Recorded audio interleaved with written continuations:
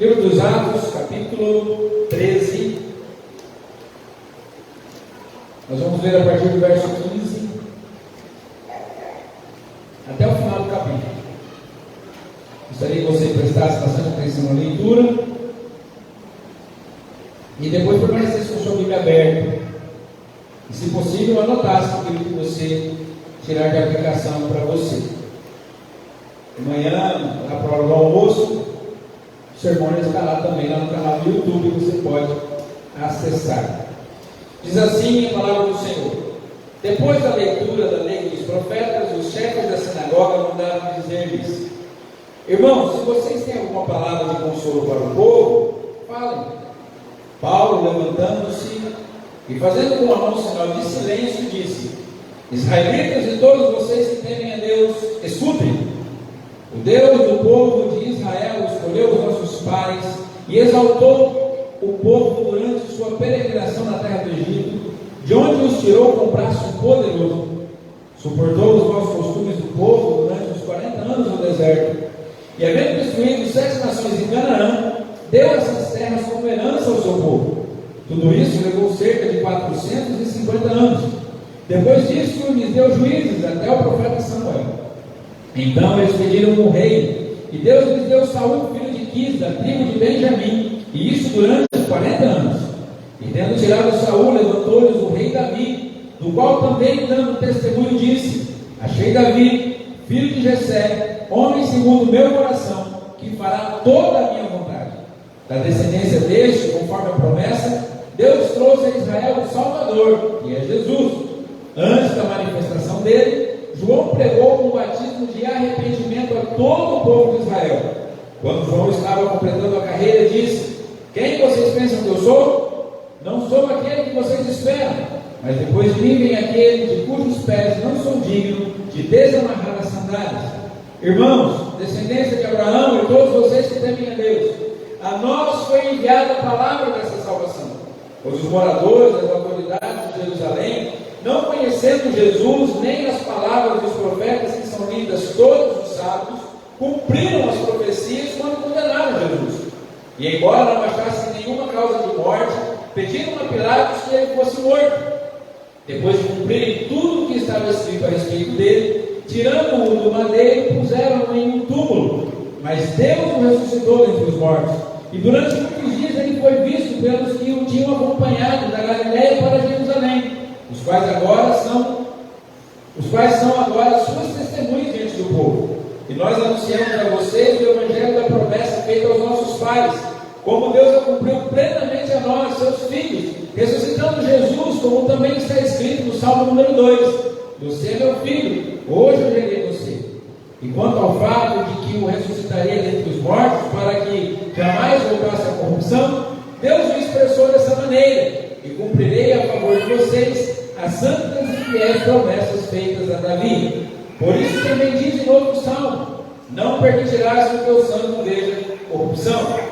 Porque tendo Davi no seu tempo servido conforme o plano de Deus, morreu, foi sepultado ao lado de seus pais e viu corrupção. Porém aquele a quem Deus ressuscitou não viu corrupção. Porém aquele a quem Deus ressuscitou não viu corrupção. Portanto, meus irmãos, saibam que é por meio de Jesus que a remissão dos pecados é anunciada a vocês, e por meio dele todo o que crê é justificado de todas as coisas das quais vocês não puderam ser justificados pela lei de Moisés. Portanto, tenham cuidado, para que não lhes aconteça o que os profetas disseram: vejam, ó desprezadores, fiquem maravilhados e desapareçam, porque no tempo de vocês eu realizo obra tal, que vocês não acreditarão se alguém lhes contar. Quando Paulo e Barnabé estavam saindo, as pessoas pediram que no sábado seguinte lhes falassem estas mesmas palavras. Terminada a reunião na sinagoga, muitos dos judeus e dos prosélitos piedosos seguiram Paulo e Barnabé. E estes, falando com eles, os persuadiram a continuar firmes na graça de Deus. No sábado seguinte, quase toda a cidade se reuniu para ouvir a palavra do Senhor. Mas os judeus, vendo as multidões, ficaram com muita inveja e blasfemando contradiziam o que Paulo falava.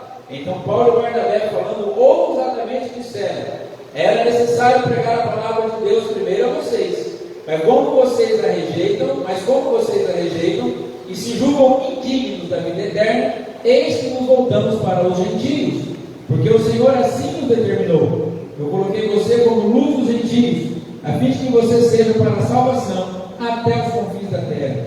Os gentios, ouvindo isso, se alegravam e glorificavam a palavra do Senhor, e creram todos os que haviam sido destinados para a vida eterna. E a palavra do Senhor se espalhou por toda aquela região. Mas os judeus instigaram as mulheres piedosas de alta posição e os principais da cidade, e levantaram perseguição contra Paulo e Barnabé, expulsando-os do seu território. E estes, sacudindo contra eles o pó dos pés, foram para Icônio. Os discípulos, porém, estavam cheios de alegria e do Espírito Santo. Senhor, obrigado pela tua palavra, Senhor. Obrigado por estarmos aqui. Obrigado por termos louvado o teu nome. Obrigado também pela oportunidade e privilégio de ofertarmos e contribuirmos com a tua obra. Obrigado por tudo que o Senhor é, por tudo que o Senhor tem feito. Talvez não devêssemos pedir mais nada ao Senhor, mas não temos como não pedir, porque se o Senhor não tiver misericórdia de nós, se a tua graça não se manifestar, nós não conseguiremos compreender a tua palavra, não conseguiremos aplicá-la à nossa vida, à nossa realidade, ao nosso próprio coração, e tampouco, Senhor, conseguiremos praticá-la. Então, mais uma vez, nos colocamos diante da tua presença, não porque podemos, não porque mereçamos, não porque tenhamos algum mérito, mas por causa de Cristo, nosso Salvador, que nos abriu esse caminho. Nós nos achegamos ao Senhor com reverência, mas também com confiança, para suplicar-te mais uma vez misericórdia e graça. O Senhor fala conosco, nos ajude, nos socorra, nos console, nos conforte, nos confronte também, e nos molde de acordo com a tua vontade. Faça de nós aquilo que tu quiseres nesta noite, em nome de Jesus. Amém. Nós vamos notando ao longo de todo o livro de Atos, nós já falamos disso aqui, que há um embate agora ferrenho entre a religião estabelecida e a fé cristã. Os missionários estão trabalhando na região da Galácia, estão em Perge, aliás, em Antioquia da Psídia, saíram de Perge, chegaram em Antioquia da Psídia, e eles chegam naquela cidade. Paulo provavelmente estava tratando de uma enfermidade, mas não deixa de fazer o trabalho que ele havia se empenhado por fazer. Estávamos na nossa reunião de quarta-feira aqui, que está uma bênção. Se você não tem vindo, venha, não sabe o que está perdendo. E foi bastante interessante que um dos nossos irmãos citou para a gente o versículo 14, que foi o último sobre o qual meditamos na semana passada, falando que quando Paulo e Barnabé chegam até a Antioquia da Psídia, eles esperam o sábado, entram na sinagoga e se sentam, interessados em ouvir o que aquele povo estava pensando, o que aquele povo estava falando. E esse irmão falou que como é importante para a gente às vezes nos sentarmos para escutar antes de falarmos qualquer coisa. Paulo e Barnabé entram na sinagoga, sentam-se para ouvir antes de tudo. E eles estão ali sentados para ouvir, eles ouvem o que aqueles religiosos estão falando, o que aqueles homens estão fazendo na sinagoga. O culto na sinagoga era um culto muito parecido com o nosso. Eles tinham um momento de declamação do Shema: ouve, ó Israel, o Senhor teu Deus é o único Senhor, amarás, pois, o Senhor teu Deus de todo o teu coração, de todo o teu entendimento, de toda a tua força. Eles tinham esse texto decorado e eles declamavam isso no início do culto. Aí tinha um momento de louvor, eles liam a lei, liam os profetas, havia um momento de explicação da palavra, depois eles oravam e iam embora, mais ou menos o que a gente faz até hoje, não é? E naquele dia em que Paulo e Barnabé estavam ali sentados, eles olham para aqueles dois estranhos, aqueles dois visitantes. E aliás, hoje nós não temos visitantes aqui, todos são de casa, né? Todos aqui já são de casa. Todos estiveram aqui mais de 2 vezes. Ou execução de casa. Você já tem que mais de 2 vezes, né? Não é de casa já. Glória a Deus. Embora não tenha decorado seu nome ainda. Seu nome é? Caio. Vou tentar não esquecer, me perdoe, por favor. Muito bem. E eles estão lá como visitantes. E aí o pessoal, os irmãos daquela sinagoga, eles fazem um sinal para Paulo e Barnabé e dizem: olha, vocês chegaram agora.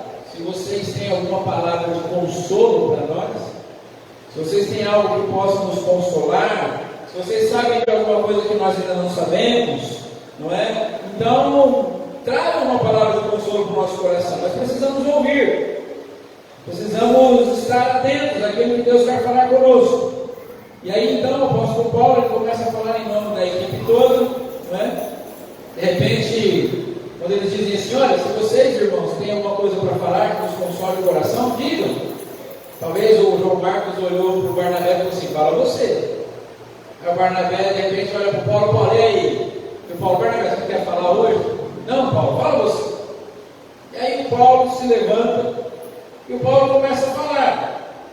Primeiro ele precisa fazer sinais para que o povo faça silêncio, não é? E talvez eu comece a perguntar assim: quem que é esse povo aí? Quem que é esse cara? O que será que eles estão fazendo aqui? De onde vieram? O que eles zum? Aí Paulo falou assim: gente, então olha, vai ser para eu falar, então agora, né? Quando um fala, o outro abaixa a orelha, porque ele está antigo, né? E aí o pessoal faz silêncio. E aí o apóstolo Paulo começa a fazer uma explanação, uma pregação do Evangelho. Esse texto que nós lemos, talvez só a leitura bastasse, porque já é uma pregação. Nosso sermão de hoje, a nossa pregação de hoje é uma pregação sobre uma pregação. Não é? Já é uma mensagem, já é uma pregação. Nós vamos apenas tentar identificar os pontos que o apóstolo Paulo aborda aqui e fazer algumas aplicações, mas o Paulo já faz uma pregação. E Lucas, que é o escritor do livro de Atos, ele traz para nós o primeiro sermão completo do apóstolo Paulo. O primeiro sermão completo que Paulo prega é esse que nós estamos diante dele nessa noite. E Paulo se dirige àqueles irmãos, aquele pessoal da sinagoga, aquela congregação, chamando aqueles irmãos de israelitas e homens tementes a Deus, e faz um apelo para que eles o ouçam. E nos versos 15 e 19, Paulo começa a falar da realidade da eleição. Paulo diz assim: vocês que temem a Deus, vocês precisam saber que nós só estamos aqui porque Deus um dia nos escolheu. Deus escolheu o povo de Israel para ser uma nação diferente, para ser um povo especial. Eles não tinham nada de melhor do que os outros, não eram maiores, né? O próprio Deus fala com eles aí Deuteronômio dizendo assim: olha, não pensem vocês que eu escolhi vocês porque vocês são melhores do que as outras pessoas. Não pensem vocês que vocês estão aqui porque vocês têm algo de especial, algo diferente. E Deus é assim, Deus é especialista em criar do nada aquilo que Ele quer criar. Não é? Quando Ele quis criar o mundo, Ele pegou um planeta que era sem forma, vazio, não tinha nada. E bem pequeno também, tem planetas muito maiores do que o nosso, no nosso sistema solar, nas galáxias e no universo aí afora. Planetas muito maiores. Mas Deus falou assim: não, eu vou pegar esse pequenininho, e é aqui que eu vou manifestar a minha glória. Deus cria todas as coisas a partir do nada. Aí Deus resolve criar um povo. Ele chama um homem para criar uma nação a partir daquele homem. Quem Deus chama? Abraão. Quem era Abraão? Ninguém. E pior, não tinha filho. Então assim, você quer formar uma equipe, você vai procurar quem? Igual antigamente, vamos lá. Lá atrás, lá, as pessoas iam nas fazendas procurar serviço. Quem era contratado? Quem tinha mais filhos. Por quê? Mais gente para trabalhar. Porque todo mundo trabalhava. Não é esse negócio de não, criança não pode trabalhar, todo mundo trabalhava. Então chegava um lá: quantos você tem? Tem 2. Chegava outro lá: quantos você tem? Tem 15. Quem que entrava? Eu tenho mais filhos, esse aqui tem mais gente para trabalhar. O serviço vai render mais. Não é?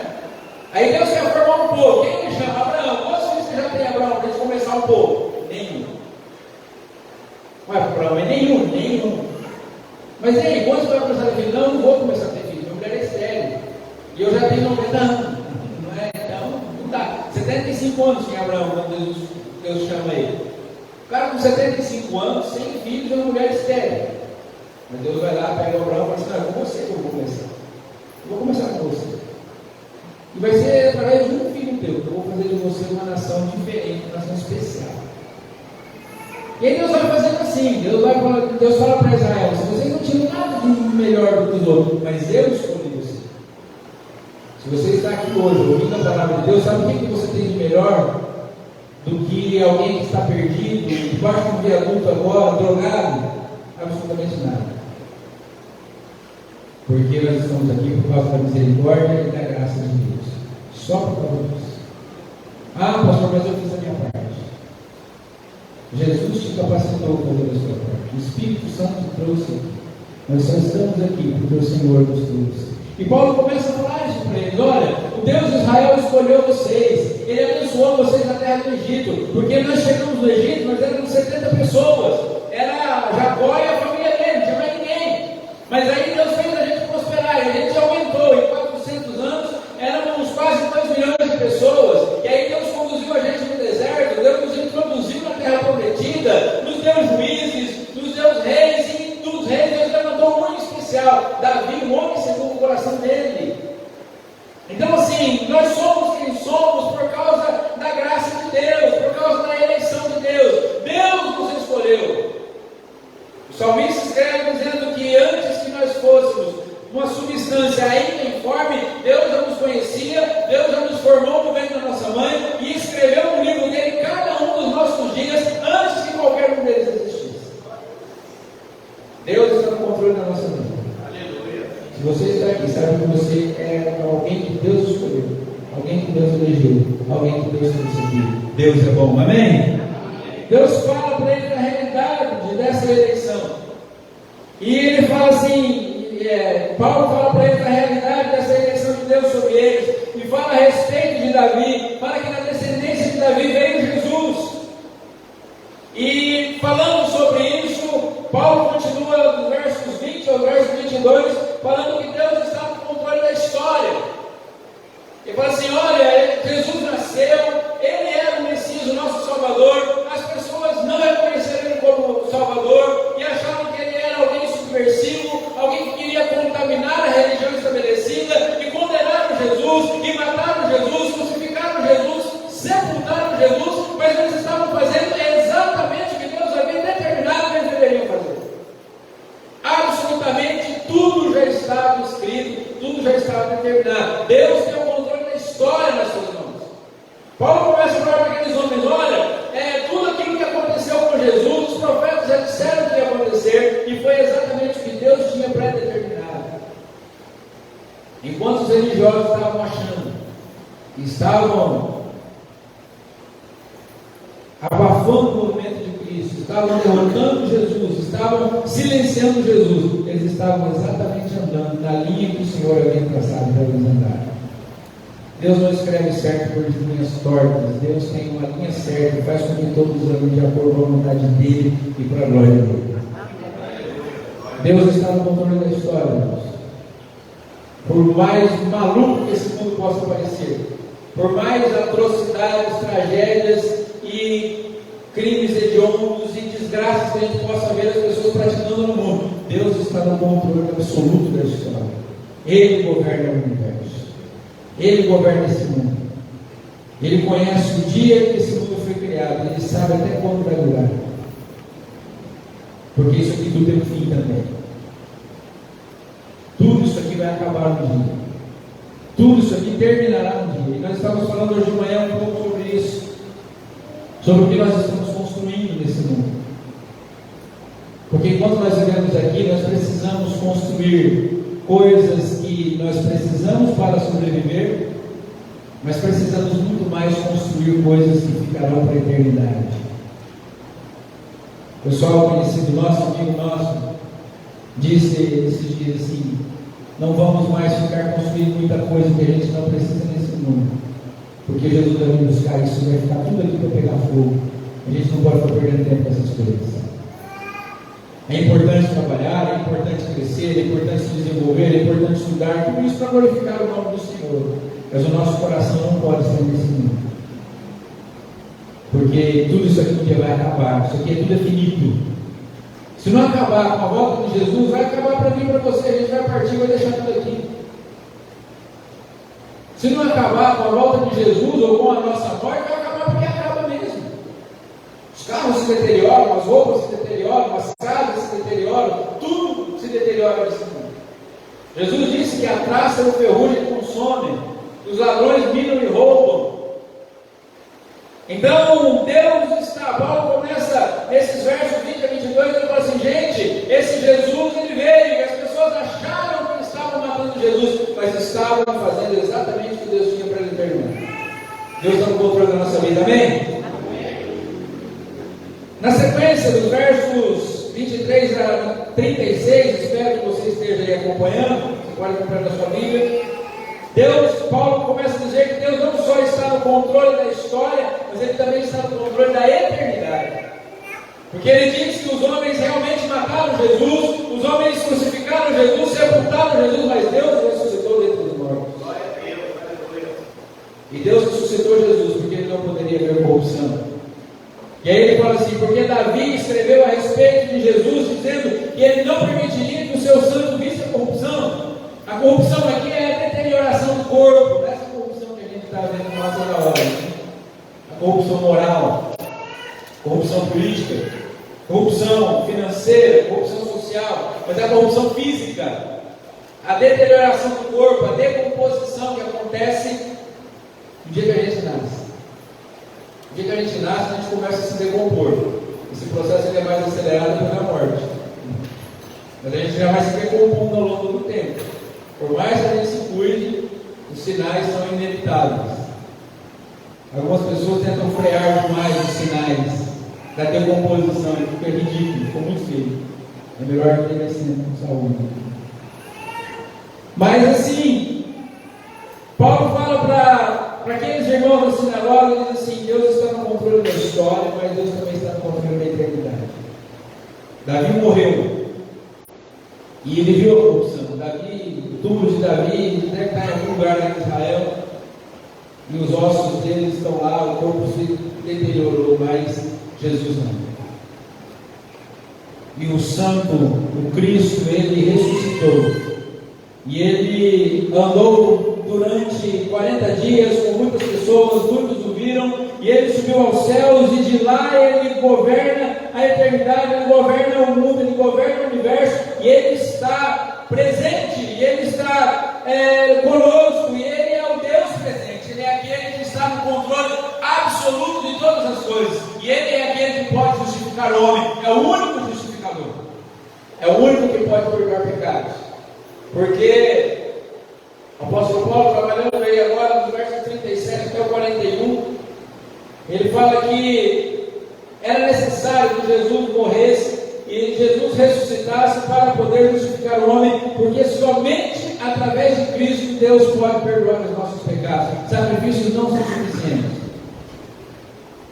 Todos aqueles sacrifícios do Antigo Testamento, eles eram necessários para cobrir os pecados. Era como que um penhor. A pessoa, quando ele cometia um pecado, ele ia até o tempo, esse pecado ficava em suspenso. Igual quando o jogador toma um cartão vermelho e ele fica suspenso e não pode jogar no próximo jogo.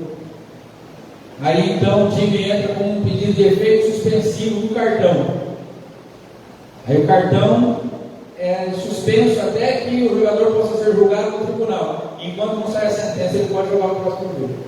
Efeito suspensivo. O sacrifício do Antigo Testamento era assim, é como efeito suspensivo. As pessoas tinham cometido um pecado. Esse pecado exigia a morte do pecador. Mas para o pecador não morrer, ele sacrificava um animal no lugar. E esse animal, ele servia como um efeito suspensivo. Os pecados eram cobertos, mas não eram justificados. Aí quando Jesus dá o brado na cruz, ele justifica o homem dos pecados que já haviam sido cometidos, os pecados que estavam sendo cometidos naquele momento, os pecados que nós aqui cometemos e dos que nós ainda vamos cometer. Jesus pagou o preço de todos os nossos pecados. Ele é o único que pode nos justificar.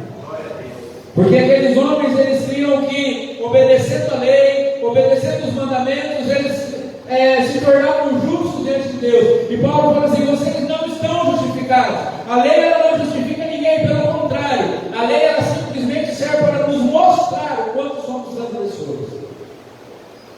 A lei, ela mostra a nossa condição, o quanto nós somos pecadores, o quanto somos transgressores, o quanto pecamos contra Deus e o quanto merecemos o castigo de Deus.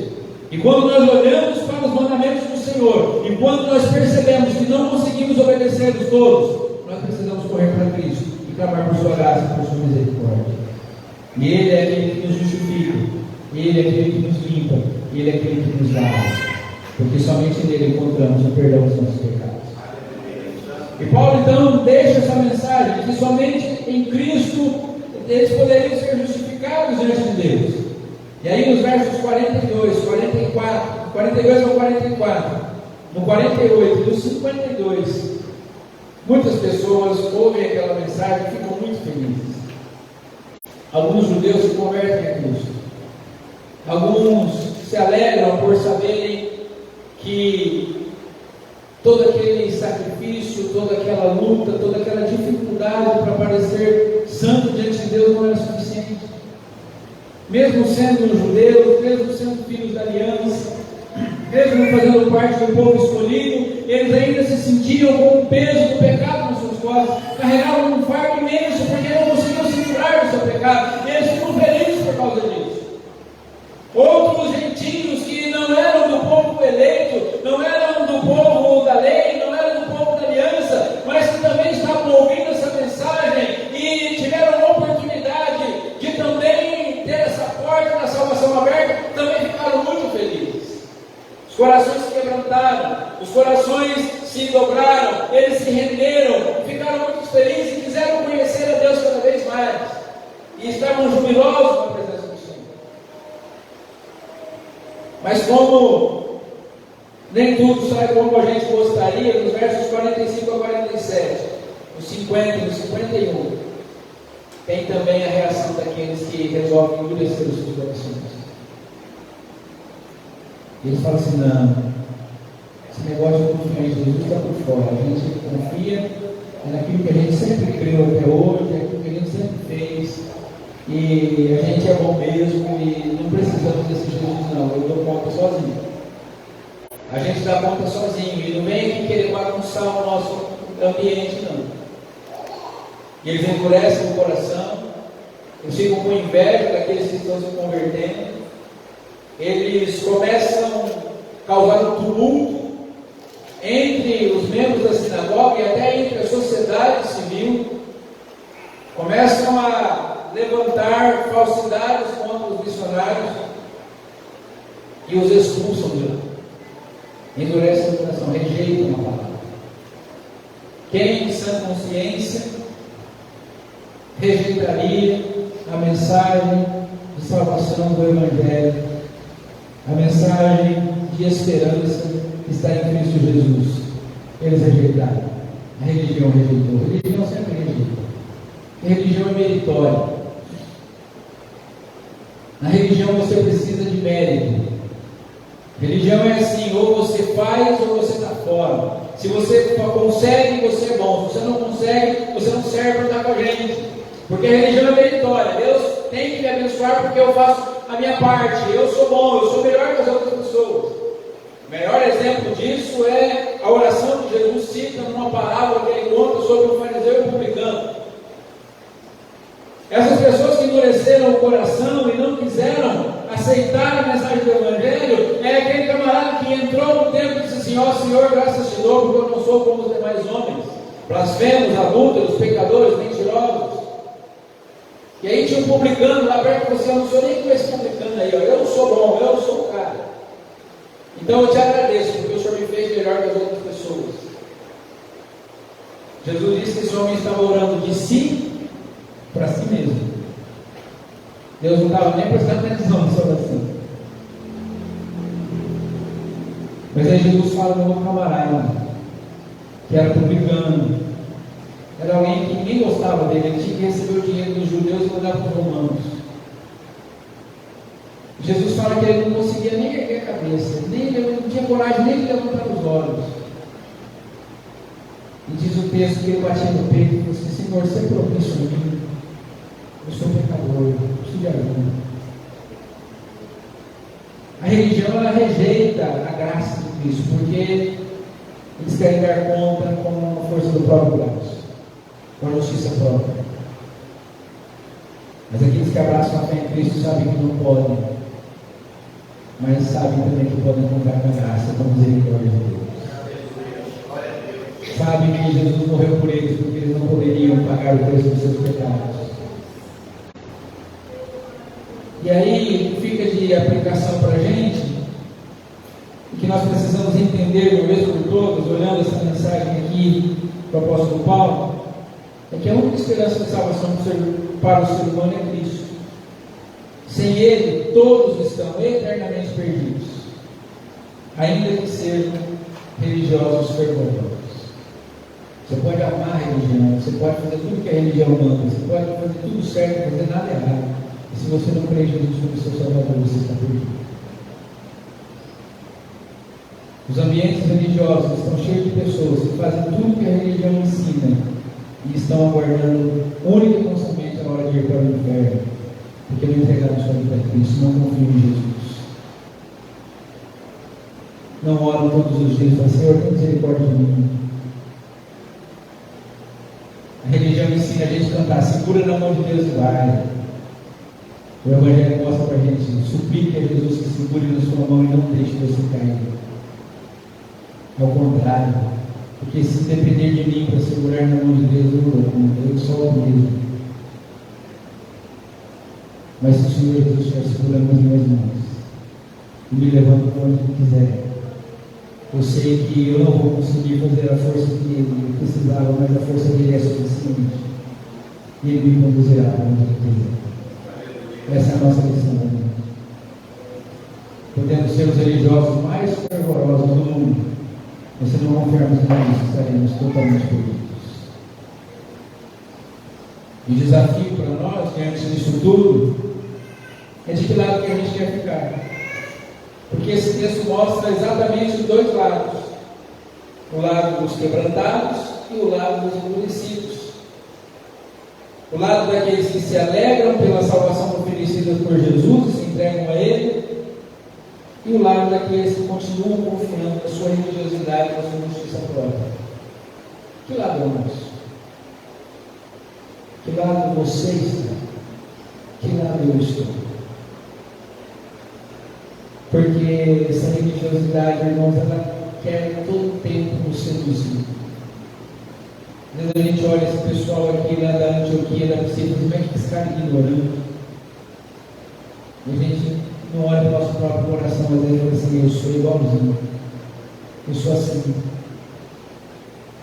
Quando alguém se converte, eu fico falando: complicado. Isso aí, quero ver até onde vai. Quando alguém vem feliz da vida, fala que conheceu Jesus: olha, irmão, estou animado. Cara, animado você está conversando, eu também fui animado assim. Isso é paz. Quero ver daqui a 30 anos, você vai passar por um que eu passei. Misericórdia, isso é religiosidade. Tempo que a gente deveria deixar o fogo do coração do convertido, incendiar o nosso de novo. Senhor, irmão, que bom que você está animado, me abraça, porque eu quero ficar animado de novo. Eu quero queimar de novo. Que lado nós estamos, irmãos? A palavra de consolo do apóstolo Paulo, perguntaram para ele: você tem uma palavra de consolo, Paulo? Tem. A palavra de consolo é essa: eu preciso de Jesus. Essa é a palavra de consolo. Jesus, sendo Deus, deixou sua glória para socorrer o pecador perdido. Ele abriu mão de tudo que tinha para socorrer cada um de nós pecadores. Mas Ele não deixará impune aqueles que rejeitam a salvação que Ele oferece graciosamente. Não vai ficar de graça, não vai ficar barato. O autor aos Hebreus, ele vai escrevendo que Jesus é maior do que os anjos, Jesus é maior do que Moisés, Jesus é maior que a lei, Jesus é maior que os mandamentos. Jesus é maior que os profetas. E o autor aos Hebreus, ele vai falando tudo isso, ele vai dizendo, e aí ele diz assim, olha, aqueles que rejeitaram a lei, rejeitaram os profetas, rejeitaram os mandamentos, que não seguiram Moisés, todos esses foram punidos severamente. E aí ele faz uma pergunta, para onde então escaparemos nós? Se não atentarmos para tão grande salvação. Porque se Jesus é maior que tudo isso, e aqueles que foram desobedientes receberam a punição que esse pecado mereceu, quanto mais aqueles que rejeitam o sacrifício de Cristo, quanto mais aqueles que pisam na obra de Cristo, quanto mais aqueles que viram as costas para Jesus. Ah, pastor, mas para mim está tudo indo bem, está dando certo, estou bem. Billy Graham, certa feita, pregou o Evangelho para Marilyn Monroe. Ela falou assim: essa mensagem é bonita, mas eu não preciso do seu Jesus. Você pode falar esse Jesus para outra pessoa, eu não preciso. Corre atrás de mim. Talvez hoje nós sejamos, talvez não falando, mas agindo da mesma forma. Eu não preciso de Jesus. Está indo tudo bem, na minha casa está tudo bem, eu estou dando conta sozinho. Vai chegar uma hora, teremos que prestar contas. E se nós estamos ouvindo essa palavra, nós somos privilegiados.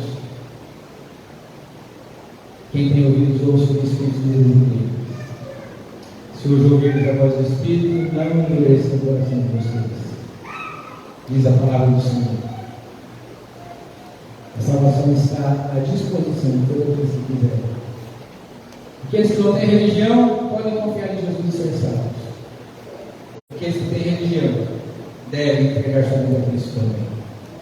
Vamos ficar em pé para orar? Feche os seus olhos, examine o seu próprio coração.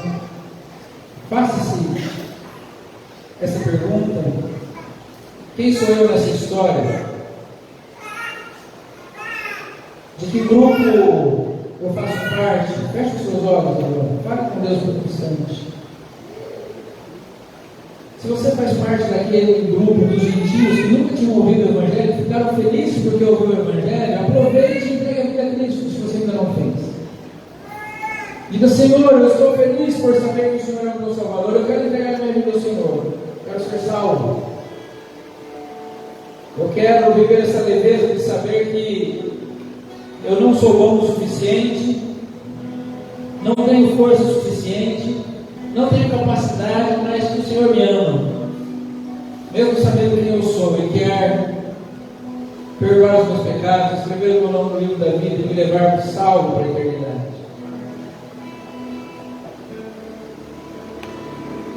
Se você tem confiado mais na religião do que em Cristo, também aproveite a oportunidade.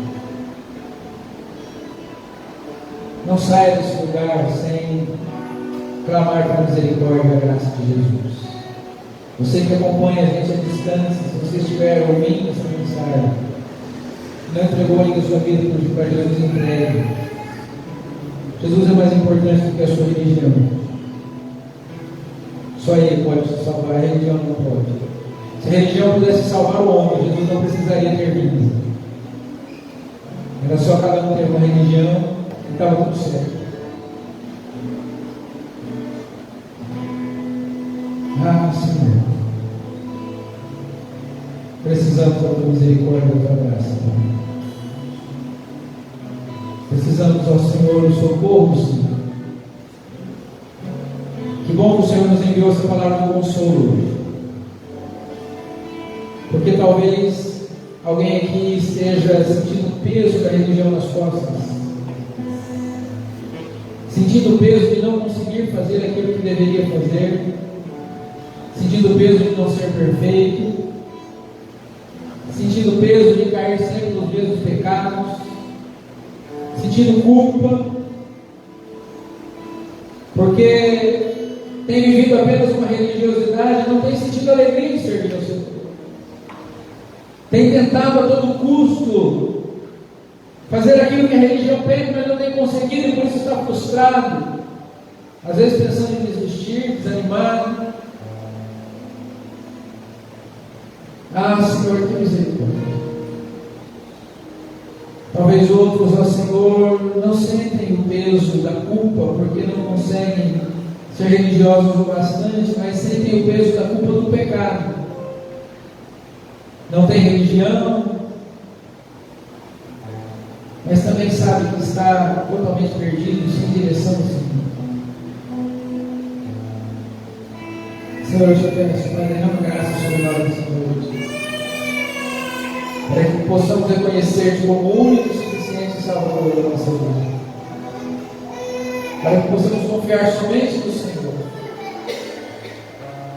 sabendo, ó Deus, que não somos melhores do que absolutamente ninguém, mas o Senhor quis nos escolher, o Senhor quis nos alcançar, o Senhor quis falar conosco, o Senhor nos fez ouvir a Tua palavra, o Senhor nos levou a crer na Tua palavra. O Teu Espírito Santo nos convenceu da realidade, da verdade do Evangelho. E é esse mesmo Espírito que vai nos dar o poder necessário para confessar os nossos pecados e sermos santificados pelo Senhor a cada dia da nossa vida. Sem peso, sem culpa, com alegria e para a Tua glória, Senhor. Ah, grande Deus, nós não queremos ficar do lado daqueles que têm o coração endurecido. Queremos, Senhor, estar do lado daqueles que se regozijam com a palavra. Senhor, essa palavra foi naquele dia para aqueles que se converteram uma palavra de consolo. Essa palavra é para aqueles que derramam o seu coração na Tua presença hoje uma palavra de consolo.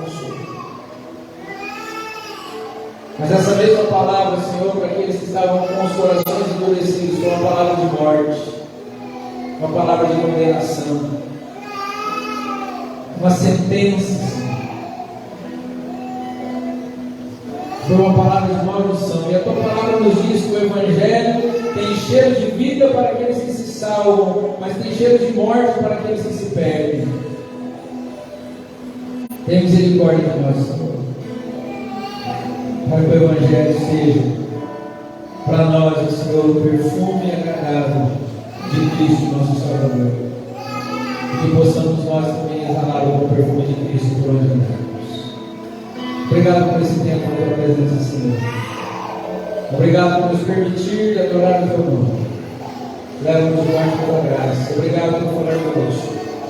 Em nome de Jesus e por Tua glória.